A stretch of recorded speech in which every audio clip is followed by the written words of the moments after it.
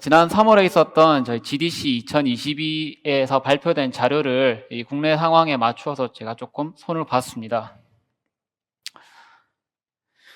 큰 타겟은 이제 스케일링 URP라고 하고요. 여기서 말하는 URP는 이제 확장의 개념으로 받아들이시면 될 것 같습니다. 아젠다는 다음과 같고요. URP에 대한 부분들, 그리고 어떤 식으로 이제 URP를 활용을 했는지, 어떤 세팅들을 해야 되는 건지에 대한 내용들이 들어있고, 이 뒷부분은 어떤 식으로 앞으로 URP가 바뀌어 나갈 거고, 어떤 것들이 추가될 건지, 그리고 플랫폼에 대해서 또 어떻게 할 건지 같은 것들이 포함되어 있습니다. 그러면은 이제 URP에 대한 부분, URP란 무엇인가에 대한 이야기는 이미 여기 계신 분들, 그리고 지금 유튜브로 보시는 분들은 많이들 보셨을 거라고 생각을 합니다. 그래서 굳이 뭐 URP가 어떤 플랫폼이다라는 설명하기보다는 현재 저희 지금 이제 유니티 렌더 파이프라인에 대한 설명을 조금 하고 진행하도록 할게요. 유니티 렌더 파이프라인은 이 기존의 레거시 맨 오른쪽에 보이는 이 빌트인 방식으로 소스 코드에 있던 것들을 직접 사용자가 사용하는 것 이외에는 자율성이 많이 제한이 되었었는데, SRP 시스템이 등장한 이후에 이 URP와 그리고 HDRP 이 두 파이프라인은 사용자가 직접 활용할 수가 있습니다. 세션 맨 마지막 부분에 이야기 드리겠지만은 현재 HDRP는 이 렌더 그래프라는 시스템 이 위아래에 SRP를 통해서 구현이 되어 있고요. URP 역시 이러한 그 방식으로 진화해 나갈 거라고 예측이 됩니다. URP가 지원하는 플랫폼은 이 다음과 같습니다. 이것보다 훨씬 더 많은 플랫폼들을 지원하고 있고요. URP가 가지고 있는 그 유니버셜이라는 의미, 이 확장성에 대한 부분은 URP가 이 다른 그 렌더 파이프라인에 비해서 매우 유리한 점이라고 볼 수가 있습니다. 렌더 파이프라인 for demo, 즉 뭐 이렇게 거창하게 이 모드를 위한 렌더 파이프라인이라고 하는데요. URP에서 지원하고 있는 이 렌더 모드는 크게 세 가지로 볼 수가 있습니다. 포워드, 디퍼드, 그리고 2D. 이 GDC 세션에서는 디퍼드를 모바일에서도 활용할 수 있다라고 하는데, 이 부분에 대한 부분은 뒷부분에 다시 설명을 드리도록 할게요. 그리고 2D는 아까 오전에 저희가 소개했던 로드맵에서 있는 것처럼 2D 파이프라인에 대한 것들도 역시 다양한 그 지원들을 하고 있습니다. 포워드를 먼저 조금 살펴보면요. 왼쪽이 지금 그 다이렉트X 11, 즉 윈도우 환경에서 이 일반적인 세팅을 기준한 겁니다. 그래서 현재 디렉셔널 라이트 1개와 포인트 라이트를 30개를 넣어놨는데, 바닥에 있는 단일 메쉬에는 라이트가 총 9개가 적용되는 걸 볼 수가 있고요. 그 외 라이트는 거의 30개 정도는 무난하게 화면에서 렌더링 되고 있는 걸 볼 수가 있습니다. 하지만 오른쪽의 경우에는 이 안드로이드 플랫폼으로 세팅을 바꾼 이후에 이 그리는 그 화면 그래픽스 API를 다이렉트X가 아닌 모바일에서 쓰이고 있는 오픈GLES 3.2로 바꾸었을 때 대략 한 24개 정도 라이트가 지금 그려지는 걸 볼 수가 있습니다. 실제로 왼쪽과 오른쪽을 비교를 했을 때 라이트가 그려지는 것들이 제한받는 걸 볼 수가 있는데요. 물론 이걸 이제 오픈GLES가 아니고 불칸으로 바꾸게 되면은 거의 윈도우 때와 동일한 환경을 볼 수가 있습니다. 하지만 이 포워드의 경우에는 이 플랫폼의 이 상황에 맞추어서 이러한 것들이 어느 정도 제한된다는 걸 알고 계시면 될 것 같고요. 최근에 업데이트가 되었죠. 이 URP에서 디퍼드를 사용할 경우에는 포워드에서 이 전체 씬에 대해서 조금 하나의 오브젝트에 대해서 제한받는 것들이 거의 제한 없이 사용될 수 있는 걸 볼 수가 있습니다. URP를 사용한 프로젝트들은 뭐 다양한 것들이 있는데요. 국내에서 좀 꼽힐 만한 것들은 아마 원신이 제일 유명하지 않을까라고 생각을 합니다. 그리고 이제 로스트 오브 랜덤 같은 경우에도 다양한 플랫폼으로 서비스가 되고 있고요. 이 크리스탈 하츠 2 같은 경우에도 지금 현재 URP로 개발되고 있고요. 네 번째 그 나라카 같은 경우에는 이 DLSS를 사용했다는 것 때문에 HDRP로 아시는 분들이 많은데, 베이스는 URP로 개발이 되었다고 저희가 라이브 때 몇 번 소개를 드렸었습니다. 그러면은 URP 구성을 어떻게 하는지를 조금 살펴보도록 할게요. 지금 보이는 이 화면은 스폰자라고 라이팅 관련돼서 많이 쓰이는 에셋인데, 이걸 제가 그 URP 환경에서 한번 라이트 맵을 구워가지고 전반적인 룩랩을 잡아본 상태입니다.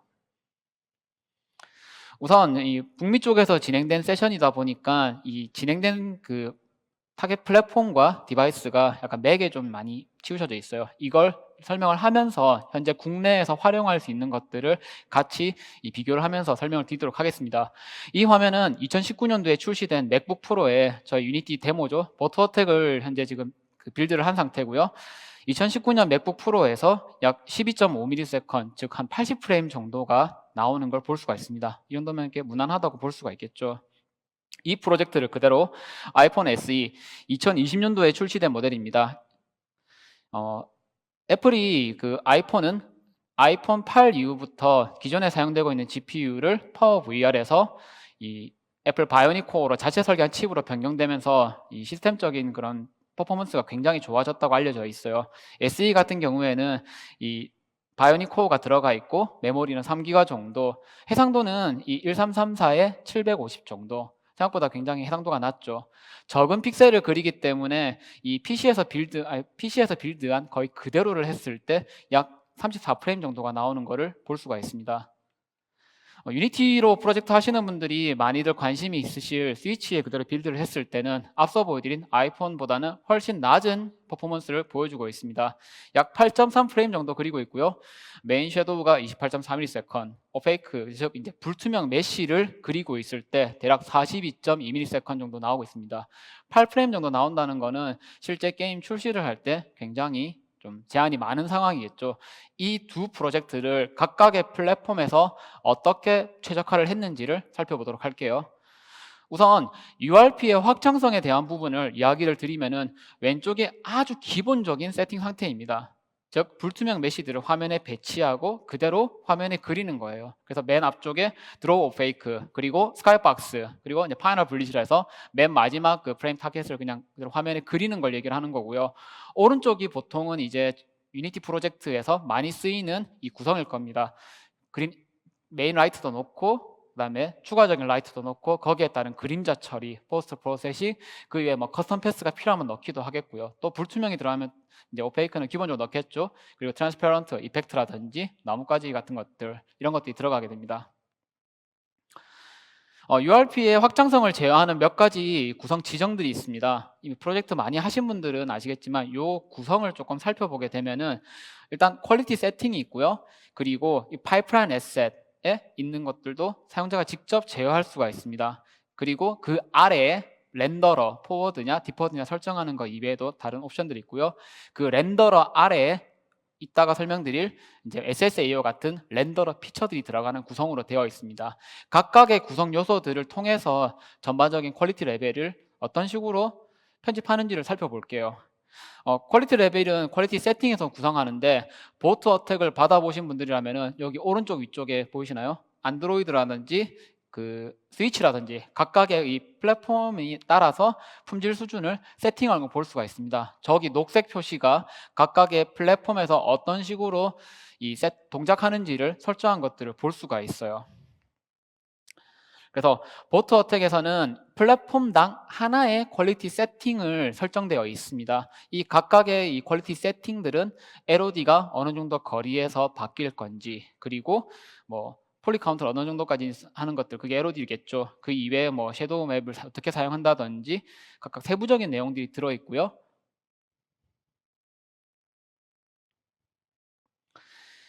그리고 이제 앞서 언급했듯이 각 퀄리티 세팅에는 이 파이프라인 에셋들이 있는데 이런 것들을 이 URP 세팅에 대한 것들을 포함합니다. 거기에 뭐 이제 뎁스 텍스처를 쓰느냐, 뭐 페이크 텍스처라고 하죠. 이걸 쓰는지 이런 것들 이제, 그리고 MSA 같은 것들이 들어있는 것들, 앞에 드린 내용처럼 각각의 설정들이 어떻게 바뀌어 나갔는지를 설정하는 걸 설명하는 내용이고요.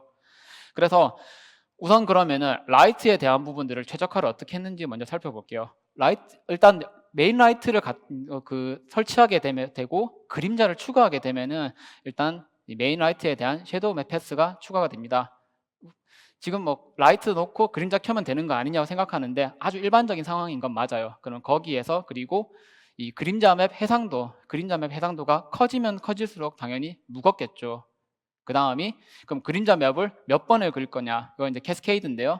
그림자 맵을 기본으로 하나를 쓸 건지 2개, 3개, 4개를 쓸수록 각각 비용은 점점 더 증가하게 됩니다.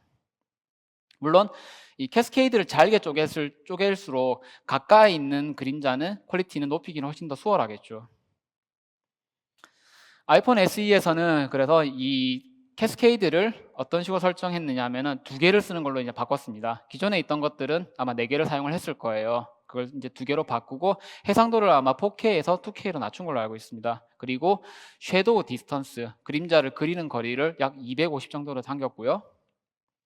닌텐도의 경우에는 이 스위치의 경우에는 이 퍼포먼스가 너무나도 안 나오니까 이걸 2K에서 다시 1K로 낮추고 캐스케이드를 하나만 썼습니다. 그래서 약 28점 그림자를 그리는데 약 28.4ms를 사용하고 있는 거를 13ms까지 낮췄고요.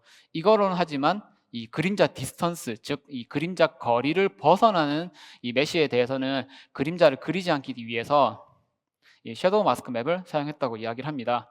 섀도우 마스크 맵은 이 유니티에서 제공하고 있는 이 믹스드 라이트, 즉 이제 라이트 맵 베이크에 대한 것들이 전통적인 그 베이크와는 다르게 서브트랙티브, 베이크드 인다이렉트, 그다음에 섀도우 맵 이렇게 3가지를 지원하고 있는데 실시간 섀도우와 그리고 이제 섀도우 맵을 혼용할 수 있는 아마 이 믹스드 이 디스턴스 섀도우 마스크 맵을 활용하기 위해서 사용한 걸로 보이고 있습니다. 이 오른쪽 아래에 있는 이미지가 지금 현재 캐스케이드 1, 2, 3이라 되어 있는데요. 이 1, 2, 3까지는 실시간으로 그림자를 그리게 되고 여기 사선으로 되어 있는 영역들은 섀도우 마스크 맵으로 처리한다고 지금 보시면 됩니다. 물론 여기에 대한 단점은 있습니다. 일단 첫 번째, 이 섀도우 마스크 맵 사이즈에 따라서 그림자의 품질이 결정이 되고요. 두 번째, 라이트당 최대 4개까지밖에 사용할 수가 없습니다. RGBA 요 4채널을 사용하기 때문에 그렇죠. 그래서 실제 그럼 어떻게 적용됐냐를 비교를 해보면은 메인 왼쪽이 섀도우 마스크 맵을 사용하지 않고 실제 그림자를 다 그리는 맵입니다. 가운데가 이 디스턴스 섀도우 마스크 맵을 사용을 했는데 여기 눈금이 처진 부분까지를 실시간으로 그리고 그걸 넘어서는 부분들은 섀도우 마스크 맵으로 그리고 있는 이 디스턴스 섀도우 마스크 맵으로 처리를 하고 있습니다. 그리고 맨 오른쪽이 순수하게 섀도우 마스크 맵으로 처리를 하게 됩니다. 일단 섀도우 마스크 맵을 사용할 경우에는 스태틱 메쉬, 즉 고정된 메쉬에 대해서 이 그림자만 섀도우 마스크 맵을 사용을 하게 되고 움직이는 뭐 사람이라든지 이 보트 어택 프로젝트의 경우에는 보트 같은 다이나믹 오브젝트의 경우에는 실시간으로 처리를 하고 그 실시간 그림자와 스태틱 메쉬의 그림자가 오버레이, 즉 겹쳤을 때 그림자끼리 뜨는 현상을 막아줍니다. 그렇기 때문에 이 섀도우 마스크 맵을 많이 활용하고 있고요. 그래서 맨 왼쪽에 있는 것 같은 경우에는 드로우콜이 약 111개, 그리고 스위치에서는 8ms 정도를 사용을 하고 있고요. 이 디스턴스 섀도우 마스크 맵을 사용을 했을 때는 드로우콜은 약 61, 그리고 4ms 정도, 순수하게 섀도우 마스크 맵을 사용했을 때는 약 11개 드로우콜과 2ms, 가장 저렴하죠. 하지만 눈여겨보셔야 될 것들은 맨 오른쪽 그림자의 경우에는 지금 야자수에 대한 디테일들이라든지 오브젝트의 그림자들이 매우 선명하지 못하고 그림자 퀄리티가 낮다는 걸 눈으로 봐도 볼 수가 있습니다. 그리고 안티엘리싱입니다.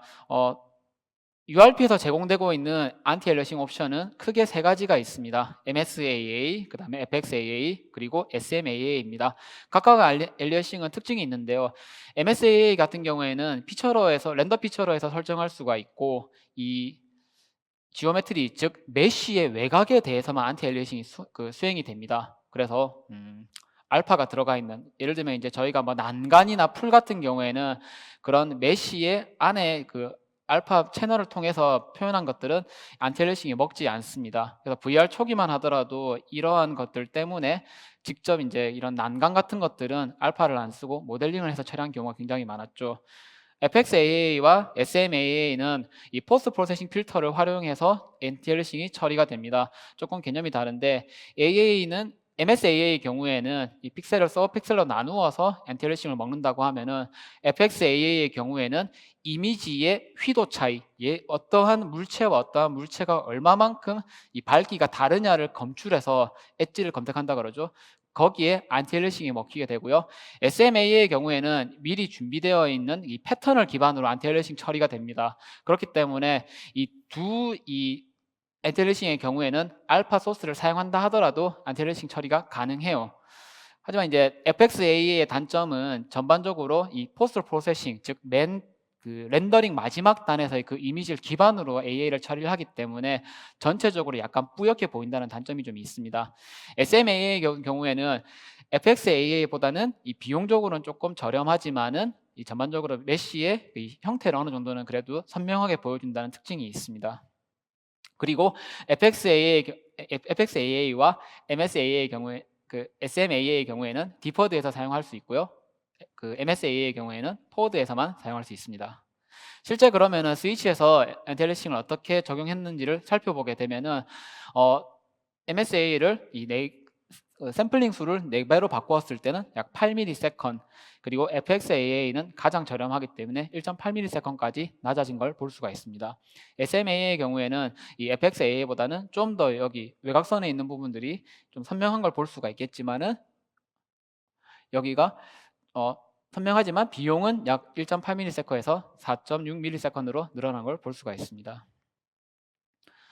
그리고 이 세션은 발표자의 자료를 봤을 때 이 FSR, 즉 이제 AMD에서 제공하고 있는 이 피델리티 FX 슈퍼 리솔루션, 즉 낮은 해상도에서 렌더링한 거를 키워서 사용하는 엔티엘리싱 기법인데요.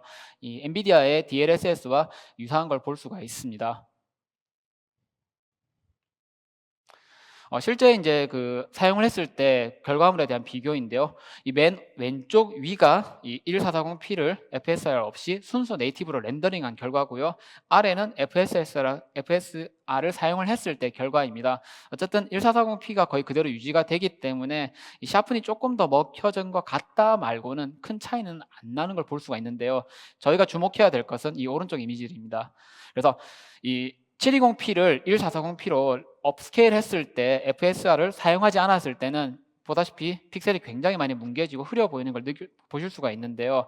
720p를 1440p로 만약에 올리면서 FSR을 적용을 했을 때 이 위에 네이티브 이 해상도보다는 훨씬 더 선명하게 렌더링 되는 걸 볼 수가 있습니다.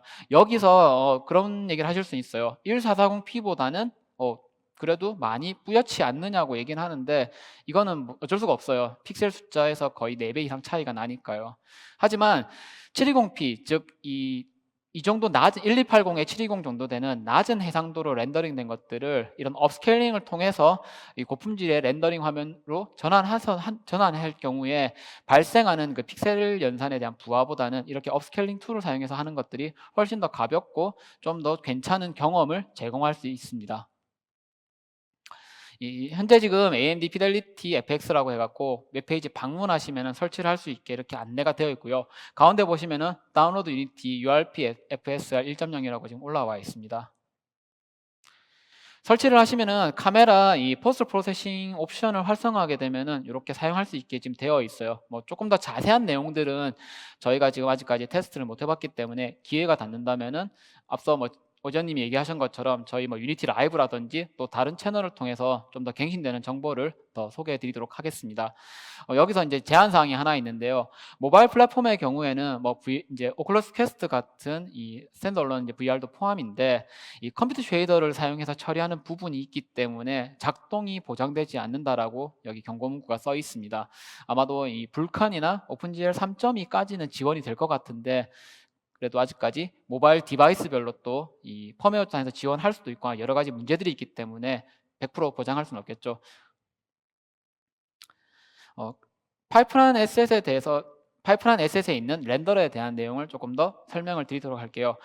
여기 파이프라인 SS에서는 여기에 이 앞서 설명드린 포워드 2D 렌더러, 뭐 디퍼드 이렇게 관리를 할 수가 있습니다.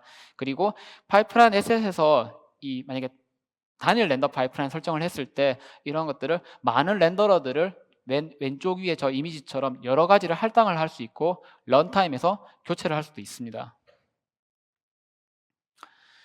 그리고 아래쪽 이제 그 피처 렌더러 피처들 저희가 얘기하는 뭐 SSAO라든지 혹은 데칼 그리고 특정 오브젝트를 이 URP에서 제공하고 있는 인젝션 포인트에서 렌더링 할 수 있는 이런 그 렌더 오브젝트 메뉴들은 이 렌더러 피처라고 해서 이 렌더러 SS의 밑에서 제공을 하고 있습니다. 그러면은 이 렌더러 피처러에 추가되어 있는 이 SSAO를 또 좀 설명을 드릴 건데요. 이 두 가지가 있습니다. 옵션에 보면은 애프터 오페이크라고 해가지고 이 프리패스를 필요로 하지 않는 방식 대신에 이제 MSAA 비용이 증가한다 그러고요. 그다음에 뎁스 너머를 뭐 다시 이제 재구성한다고 되어 있는데 여기에 들어있는 옵션에 따라 가지고 전체적인 이 비용에 대해서도 사용자가 직접 핸들링 할 수 있다. 이 정도만 기억을 해주시면 될 것 같습니다. 그래서 실제 이제 아이폰에서 SSAO를 적용을 했을 때 전체적인 그 퍼포먼스에 어떤 영향을 주는지를 이미지를 통해 살펴볼 수가 있는데요. 맨 왼쪽이 현재 오브젝트가 씬에 고정된 것처럼 보이지 않음이라고 되어 있는데 SSAO가 적용되지 않은 상황입니다. 그리고 가운데가 이 뎁스 노멀 프리패스를 사용하기 때문에 비싸다고 하는데 이게 약 12ms, 그리고 이 애프터 오페이크 옵션을 활성화했을 때 이 가운데 이미지보다는 조금 퀄리티가 낮아 보이지만은 상대적으로 5ms로 저렴하게 사용할 수 있는 걸 볼 수가 있습니다. 포스트 프로세싱에 대해서 조금 더 설명을 드리면은 앞에 보여드린 SSAO 같은 경우는 포스트 프로세싱으로 보통 인지를 하고 있는데 저희 유니티에서는 이걸 이제 렌더러 피처로 빠져 있기 때문에 지금 포스트 프로세싱 범주에는 포함을 하지 않고 설명을 드렸고요. 이 포스트 프로세싱은 유니티의 각 볼륨을 세팅한 거에서 포스트 프로세싱을 활성화해서 필요한 옵션들을 사용할 수가 있습니다. 그래서 프레임에서 어떤 경우에는 굉장히 많이 비싸다고 이제 생각하실 수가 있는데 여기에 대해서 조금 더 부연 설명을 드리면은 어떤 분들은 생각보다 그렇게 비용이 비싸지 않은 뭐 픽셀을 변경하고 할 수 있는 뭐 컬러 그레이딩이나 이런 것들조차도 포스트 프로세싱이니까 무조건 비싸다고 생각하실 수가 있는데요. 일단 포스트 프로세싱은 피처별로 그리고 플랫폼에 따라서 비용이 좀 차이가 날 수가 있습니다. 그래서 이런 것들은 그때그때마다 프로파일링, 즉 이제 확인을 통해서 온오프 시키는 거를 체크하시면 될 거고요. 그리고 안타깝게도 유니티가 포스트 프로세싱을 플랫폼별로 자동으로 모바일에서는 이런 옵션들이 활성화되고 뭐 PC에서는 이런 옵션들이 활성화되고 이러한 것들이 자동으로 이루어지진 않습니다. 그런 것들은 조금 직접 세팅을 해주실 필요가 있어요. 보토 혜택에서는 좀 어떻게 활용했는지를 설명을 하게 되면은 맨 앞에 퀄리티 레벨 설정한 걸 기억하실 겁니다. 해당 퀄리티 레벨을 활성화되면은 거기에 맞는 볼륨, 그러니까 포스트 프로세싱 볼륨을 미리 세팅을 해두고 여기 보시면 로우, 미디엄, 하이, 베리 하이, 즉 각각의 포스트 프로세싱 피처들이 무거운 것들과 낮은 것들을 옵션을 통해서 제어를 하고 빌드를 하게 될 때 어떠한 퀄리티 레벨을 설정을 하느냐에 따라서 자동으로 볼륨이 로딩되게 세팅을 해뒀습니다. 이건 이제 직접 작업을 하신 내용이에요. 보트 어택을 받아보시면 이 내용은 확인하실 수가 있습니다. 그래서 결과가 어떻게 되었냐? 아이폰에서는 처음에 29ms이 나오는데 여기에서는 이제 섀도우 쪽 개선을 하고 뭐 안티엘리싱 쪽 조금 이제 수정을 하고 몇 가지 이제 그 포스트 프로세싱 옵션들을 조정함에 따라서 16.3ms 60프레임을 달성했다고 지금 설명을 하고 있고요. 아이폰의 경우에는 약 120ms를 이제 사용하고 있던 것들을 이제 섀도우 맵이라든지 엔텔리싱, AO 이런 것들을 거쳐서 약 30ms, 즉 33프레임까지는 달성했다라고 지금 설명을 하고 있습니다. 그리고 업데이트될 개선 사항에 대해서 조금 다룰 건데요. 지금부터는 조금 이제 URP에 대한 이 그래픽스 파이프라인과 URP에 대한 기술적인 내용들이 조금 많이 들어가기 때문에 아마 초심자분들한테는 조금 어려운 내용이 많을 것 같습니다. 시간 관계상도 있고 하니까 뒷부분들은 조금 빠르게 설명해서 진행하도록 할게요. 일단 워크플로우가 바뀝니다. 현재 지금 이 렌더 파이프라인 에셋들과 이 에셋들이 지금의 조금 복잡한 것보다는 다른 옵션들이 추가되어서 관리가 편해지고 UX도 바뀔 예정이라고 합니다. HDRP에서 사용하고 있는 TAA 역시 URP에 적용될 예정이라고 합니다. TAA를 간단하게 설명을 드리면은 앞에 프레임과 지금 프레임을 혼합해서 중간값을 보여준다고 생각하시면 될 거예요. 그래서 움직임이 많은 경우에는 여기에서 좀 약간 고스팅 현상이라고 그러죠. 앞 프레임에 잔상이 남아서 어지럽다고는 하지만은 안티엘리싱 처리에 대한 부분들은 앞 프레임을 보관하기 때문에 퀄리티가 굉장히 좋다고 이야기를 많이 드립니다. 현재 보여주는 이미지는 HDRP에서 TAA를 사용하는 이미지입니다. 각각의 안티엘리싱 퀄리티를 비교를 해봤는데요. AA가 없을 경우 TAA를 사용을 했을 때, FXAA를 사용했을 때, MSAA를 사용했을 때 입니다. 퍼포먼스에 대한 부분은 앞서 언급을 드렸고요. 이것도 역시 플랫폼에 따라서 프로젝트 상황에 따라서 가장 좋은 걸 선택하는 게 좋겠고요. 어떠한 안티엘리싱 기법이 정답이다라고 생각하시면 안 될 것 같습니다. 프로젝트 상황에 따라서 우리 프로젝트의 비주얼은 조금 뿌연 느낌의 몽환적인 느낌이 좋다고 하면은 의외로 FXAA가 잘 어울릴 수도 있어요. 물론 조금 샤픈, 그러니까 좀 날카롭고 깨끗하고 뭔가 뚜렷한 이미지가 필요한다 하면은 다른 옵션들을 고려해 봐야 되겠죠. 포스트 프로세싱 역시 이 사용자가 직접 이제 사용할 수 있도록 이 변경된 예정입니다. 그래서 코드 없이 쉐이더 그래프를 통해서 사용자가 포스트 프로세싱을 조금 간단하게 구현할 수 있는 걸 지원하려고 하고 있고요. 그리고 볼륨 시스템에서 지금 그 메가베스가 있는 렌더 패스를 작성할 수 있도록 지금 서포트할 예정입니다. 어, 제가 이제 세션 중에 여러 번 설명을 드렸지만은 앞서 보여드린 이러한 피처들 그리고 방법들이 무조건 옳은 것은 아닙니다. 프로젝트의 상황 그리고 제일 중요한 거, 이 타겟 플랫폼을 아는 것이 가장 중요하다고 써 있는데요. 이러한 URP는 이 타겟 플랫폼을 이해를 하고 프로젝트 상황에 맞는 것들을 설정할 수 있는 많은 옵션들을 제공하고 있다는 것, 이 부분을 다시 한번 상기시켜 주시면 좋을 것 같습니다. 이제 모바일과 PC의 이 렌더 구조를 조금 살펴볼 건데요. 왼쪽이 데스크탑, 오른쪽이 이 타일 베이스 GPU, 즉 이제 모바일인데요. 현재 그 최신인 이제 16 시리즈 정도 엔비디아 그 그래픽 카드의 경우에도 PC에서도 타일 베이스 렌더링을 지원하고 있습니다. 간단하게 설명을 드리면은 이 CPU와 GPU가 통신을 하게 되고 GPU에 VRAM이 있고 그 다음에 CPU에 메모리가 있겠죠. 하지만 모바일 디바이스, SoC라 그러죠. 시스템 온 칩으로 되어 있는 이 모바일의 AP, 어플리케이션 그 프로세서의 경우에는 CPU와 GPU가 모두 하나의 칩에 들어가 있고, 그리고 메모리 역시 이 쉐어드 메모리라서 공유하는 구조를 가지고 있습니다. 이 최신 기종의 하드웨어에 대한 그 GPU 스펙을 조금 비교를 해봤는데요. 제가 이번 세션 준비하면서 스위치를 다루기 때문에 스위치까지 포함을 해서 이 지금 표를 만들어 봤습니다. 여기 빨간색으로 된 부분들을 조금 유심히 봐주시면 좋을 것 같은데요. 현재 2020년도에 출시되어 있는 RTX 3070이나 플레이스테이션 5 XX 정도 되면은 이 대역폭이 대충 448GB/s 정도 나오고 있고요. XX 같은 경우는 560까지 나온다고 하는데 전체적으로 3개 GPU가 비슷한 걸 볼 수가 있습니다. 그러면은 현재 지금 제가 쓰고 있는 이 갤럭시 S20 울트라 노트거든요. 이게 지금 이 스냅드래곤 865를 쓰고 있고 GPU는 아드레노 650을 사용을 하고 있어요. 이 디바이스의 대역폭은 얼마냐? 대략 44GB 정도 나옵니다. 이 하이엔드 콘솔의 거의 10분의 1 수준이라고 보시면 돼요. 모바일 개발에서 왜 모바일이 성능이 안 나오고 힘든지에 대한 부분들이 이런 대역폭 자체가 현재 GPU에 비해서 매우 작고, 하나 더 얘기 드릴 것들은 모바일은 거기다가 발열과 스로틀링까지도 문제가 있습니다. PC 콘솔의 경우에는 가장 아슬아슬하게 GPU가 허락하는 많은 리소스를 넣어서 최적의 퀄리티를 내는 것이 가장 중요하다면은 모바일은 그렇게 허용되는 범위까지 많은 걸 넣어두게 되면은 결국은 기기가 배터리 소모나 발열이 심해지기 때문에 문제가 생기게 됩니다. 이런 특성을 이해를 하시면 좋을 것 같고요. 그러면은 모바일과 비슷한 그 GPU 스펙은 어느 정도냐 하면은 오른쪽에 있는 그 GTX 650 정도 2012년도에 나온 기기랑 비슷하다고 보시면 됩니다. 물론 이제 조금 디테일한 차이는 물론 있겠죠. 그리고 닌텐도 스위치에 사용되는 테그라 X1의 경우에는 이보다 훨씬 더 낮은 대략 한 25.6GB/s 정도 나오고요. 이 스펙이 어느 정도인지 감이 안 오시는 분들은 대충 플레이스테이션 3의 그 대역폭이 약 25.6GB/s 정도 나온다고 보시면 됩니다. 그래서 실제 이 그 기기와 그리고 이 GPU가 PC냐 모바일이냐에 따라서 접근 방식이 좀 달라지게 되고, 아래쪽에 있는 것처럼 로우 파워 디바이스와 그리고 언스로틀드, 즉 이제 상관없는 기계별로 스펙트럼을 나누어서 개발에 신경을 쓰시는 게 좋다는 이야기를 드리고 싶어요.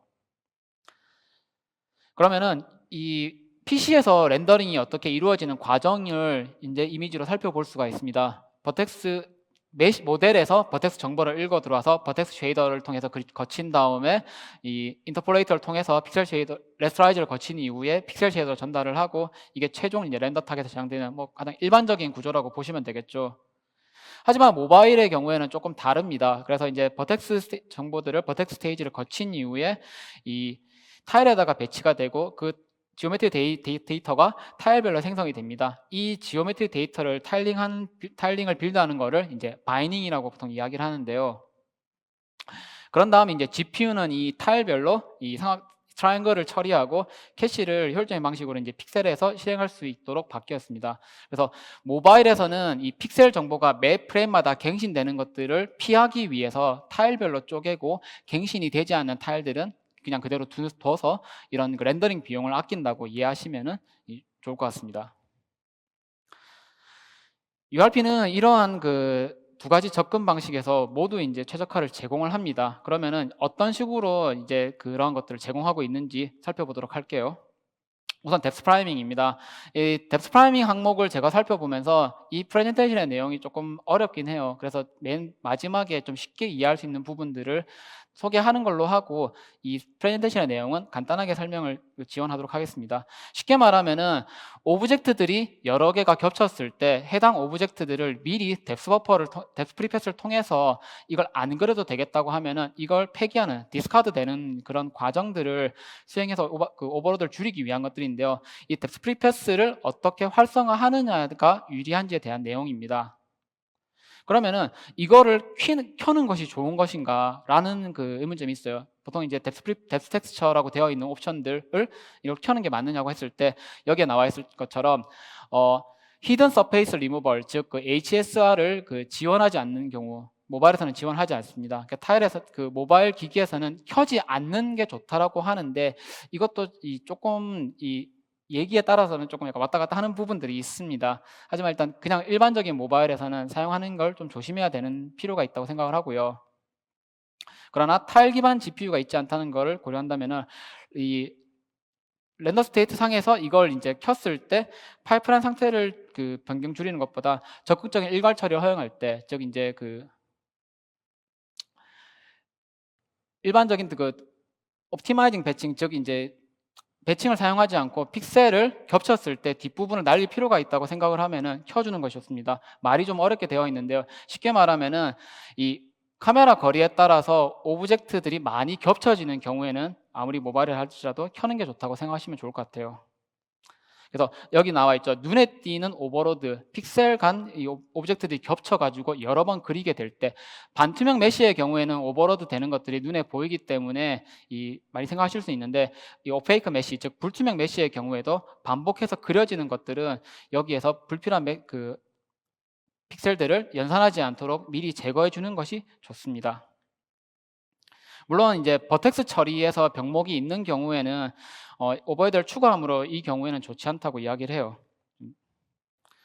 그래서 여기 또 나와 있다시피 저도 이걸 계속 반복하는 게 조금 쑥스럽긴 한데 어떤 경우, 즉 이제 정답은 없고 이런 것들은 이제 프로파일링을 통해서 계속해서 이걸 사용을 했을 때 분명히 이득이 있느냐 없느냐를 계속해서 활용할 수 있는 것들이 가장 좋다고 이 프레젠테이션은 이야기를 하고 있습니다.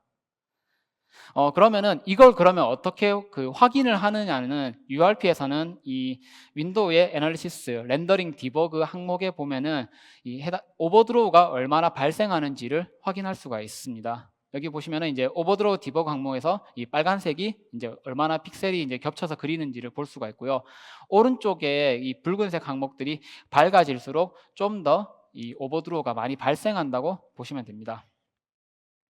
그래서 전통적인 소팅 방식에 따라서 오버드로우가 얼마나 발생하는지를 이미지를 통해서 나누어서 비교를 하고 있습니다. 맨 왼쪽에 그냥 그 뒤에서 앞으로 그렸을 때 그냥 아무것도 하지 않고 그렸을 때 하얀 부분 많이 보이는 건 확인이 되실 겁니다. 이 부분이 가장 무겁고 이걸 조금 이제 수정을 했던 경우들이 오버드로우 줄일 수 있는 그 이미지들을 볼 수가 있습니다. 그래서 이제 이 뎁스 프라이밍을 켰을 때 얼마만큼 이 패스가 바뀌는 것들을 지금 비교를 해놓은 것들이고요. 그래서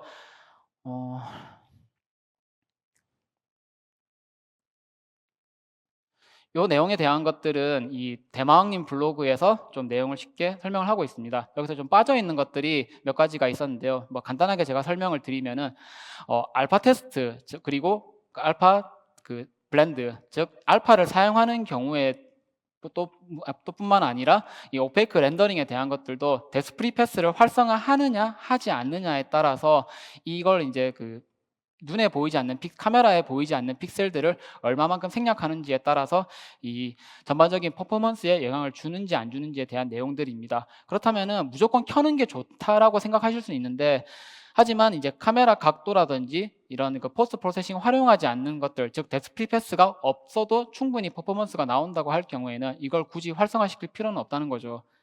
거기에 대한 내용들이 현재 지금 이 부분에서 설명을 하고 있습니다. 그러면은 이제 뎁스 프리패스가 그러면은 이게 어떤 경우에 활성화가 되냐는 경우인데요. 첫 번째 SSAO가 활성화되고 이 애프터 오페이크를 수행하도록 설정하지 않은 경우에는 자동으로 뎁스 프리패스가 활성화가 됩니다. 두 번째 데카를 사용할 경우에도 이 디버퍼를 사용한다고 할 경우에는 이 자동으로 활성화되고요. 그리고 스크린 스페이스 섀도우의 경우에는 이 URP나 라이팅 전과 뎁스 프리패스를 수행한 후에 그림자를 처리하기 때문에 자동화로 활성화됩니다. 그래서 그러면 이걸 그러면은 어떻게 해야지 이걸 뎁스 프리패스를 회피할 수 있느냐라고 하면은 SSAO는 애프터 오페이크 항목을 활성화하게 되면은 뎁스 프리패스가 활성화되지 않고요. 데칼의 경우에는 기본적으로 이 타일 기반 GPU에서는 스크린 스페이스 테크닉을 사용하는 데칼 테크닉을 자동으로 설정합니다. 그래서 이건 이제 뎁스 프리패스가 굳이 필요하지 않다라고 이야기를 하고요. 그리고 여기 나와 있는 스크린 스페이스 섀도우, 이거는 비싸기도 하고 모바일에선 특히나 이 쥐약이기 때문에 활성화하지 말라고 저희가 권장을 드리고 있습니다. 시간이 좀 많이 없네요. 그래서 그러면 이제 다음 걸 설명을 드리기 위해서 넘어갈게요. MSA의 경우에는 이 위는 PC고 아래쪽은 이제 모바일이라 생각하시면 됩니다. 그래서 항상 이제 추가 오버헤드가 수반되고 아래쪽에서는 이 해결된 표면에, 즉 타일이 갱신되지 않은 경우에는 비용을 싸게 해결할 수 있다고 생각할 수 있는데요. 가장 좋은 방법은 여기서도 이야기하는데 역시 이 프레임 디버그를 통해서 확인하면서 어느 정도를 수행할지를 결정하라고 이야기를 합니다.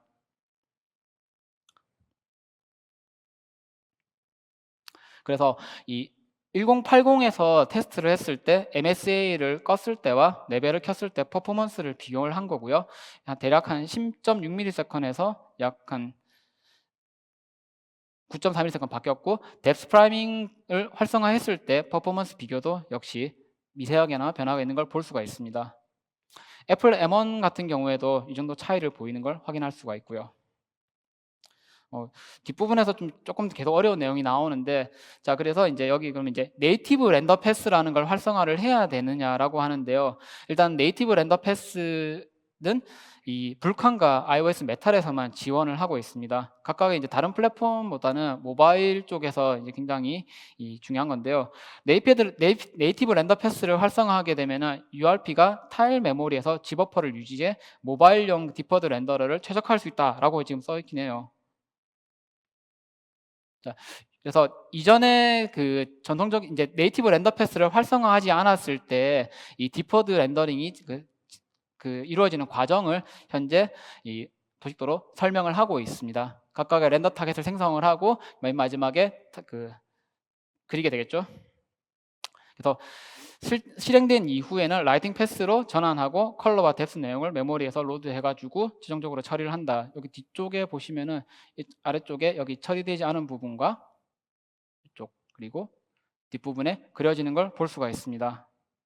그러면은 네이티브 렌더 패스를 활성화하면 어떤 부분들이 바뀌냐고 하면은 라이팅에 대한 각 서브 패스가 한 번 더 실행되는 것이 아닌 이것들이 지금 한 패스 안에서 통합해서 처리를 하기 때문에 디퍼드라고 라이트가 늘어남에 따라서 무조건적으로 거의 영향을 주지 않는 것이 아닌 약간의 영향이 있습니다. 그런 것들을 하나의 이 패스 안에서 처리를 하기 때문에 사용될 수 있다라고 지금 얘기를 하고 있어요. 그래서 이 첫 번째 어태치먼트, 그 렌더링 파이프라인을 구성하는 과정에서 더 이상 이제 추가적인 그 서페스를 비용이 들지 않기 때문에 이 디퍼드에서 많은 양의 라이트를 사용을 하게 될 때 훨씬 더 효과적으로 그릴 수가 있고, 특히나 갱신되지 않은 그 타일의 경우에는 그 대역폭을 갱신되지 않기 때문에 이 대역폭을 최대한으로 아낄 수 있기 때문에 모바일에서 디퍼드 사용을 했을 때 굉장히 효율적이라고 이야기를 하고 있습니다. 지금 마음이 급해가지고 자꾸 말이 씹히네요. 죄송합니다. 자, 그래서 그냥 앞에 설명드린 어려운 내용보다는 이 내용을 보고 간단하게 설명을 드릴게요. 그래서 이제 네이티브 렌더 패스를 활성화했을 때 GPU가 얼마나 사용을 하는지에 대한 비교인데요. 일단 기기가 아이패드 프로로 이 테스트를 했다는 걸 약간 염두를 해주셔야 됩니다. 앞에 아이폰 설명드릴 때 이 바이오닉 코어가 굉장히 성능이 좋은 그 GPU이기 때문에 현재 지금 안드로이드 디바이스에 비하면은 이 부분은 참고만 할 정도지, 모바일에서 그러면은 디퍼드 이젠 써도 되느냐, 라이트 막 박아도 되느냐라고 생각을 하시기에는 아직은 조금 조심스러운 부분이 있습니다. 결정적으로 네이티브 렌더 패스를 활성화했을 때 가장 눈에 띄는 점은 맨 오른쪽에 보이는 이 밴드와이스, 즉 대역폭의 감소 부분인데요. 제가 지금 이제 안드로이드 기기에 실제 이제 그 네이티브 렌더 패스를 활성화한 상태에서 약 라이트를 한 100개 정도, 그리고 이제 애드 섀도우, 이제 그 각각의 추가되는 라이트에 이 추가 섀도우까지 한 100개 정도 테스트했을 때 일단 폴드 3 정도는 스냅드래곤 865 정도에서는 일단 30프레임이 나오긴 했습니다. 저도 좀 그건 좀 의외였는데요. 물론 이제 프레임이 좀 출렁이는 부분들은 있었어요. 하지만 실제로 이걸 그러면 프로젝트에서 그럼 이제 모바일에서도 라이트를 매니 라이트라 그러죠. 많이 써서 씬을 구성하는 것들이 괜찮은가라고 했을 때는 제가 얘기 드릴 수 있는 부분들은 아직은 좀 제한적인 환경에서 실험적으로 테스트해 보시라는 말을 드리고 싶습니다. 현재까지 지금 안드로이드 환경에서는 아직까지는 조금 더 좀 두고 봐야 될 부분들이 분명히 있습니다. 그래서 이제 향후 개선 사항에 대해서 이제 아주 설명드리고 세션 마무리에 짓도록 할게요. 일단 그 URP도 앞에 보여드린 그 렌더 그래프가 적용이 됩니다. 그렇기 때문에 이 렌더 그래프를 그러면은 렌더 그래프 기반으로 URP를 작성하면 어떤 부분에서 유리한가라고 얘기를 했을 때, 사용자가 임의로 각각의 렌더 패스에 대한 부분들을 커스텀하거나 넣거나 수정할 수가 있습니다. 현재 URP도 그렇고 HRP도 그렇고 인젝션 포인트라고 해가지고 이 각각의 렌더 파이프라인에서 사용자가 직접 어떤 부분들을 추가를 하게 되는 부분들만 허용이 되게 되는데, 렌더 그래프 기반으로 작성을 하게 되면 이걸 완전히 이제 사용자가 좀 더 편리하게 행들링 할 수 있다는 의미가 됩니다. 그리고 이 앞에 보여드린 네이티브 렌더 패스의 경우에는 이 네이티브 렌더 패스 역시 이 사용자가 직접 활성화를 하냐 안 하냐가 아닌 그냥 자연스럽게 이 렌더 그래프 시스템 안으로 통합될 예정이라고 합니다. 포워드 플러스의 경우에는 이 클러스터 포워딩이라고 하는데요. 이 URP에서도 현재 지금 이 프로스텀 컬링 단계에서 픽셀을 비교를 해서 불필요한 픽셀들은 생략해가지고 이 모바일에서도 이 포워드 기반에서도 모바일에서도 이 라이트를 조금 더 추가적으로 사용할 수 있는 약간 여지를 주려고 지금 저희가 업데이트를 준비 중입니다. 현재 그 URP의 경우에는 뭐 쉐이더 뜯어보신 분들 아시겠지만은 각각의 추가되는 라이트에 대한 것들은 포문으로 찾아가지고 이 쉐이더 계산해서 사용을 하고 있는데, 거기에서 불필요하게 이 프로스텀 컬링, 즉 이제 그 카메라 기점으로 라이트가 겹치는 부분들은 생략해서 사용할 수 있게 현재 지금 그 업데이트를 준비 중입니다. 네, 제가 준비한 세션은 여기까지고요. 좀 세션 내용들이나 진행에서 제가 약간 좀 버벅거린 부분이 있는데 양해 부탁드리겠습니다. 감사합니다.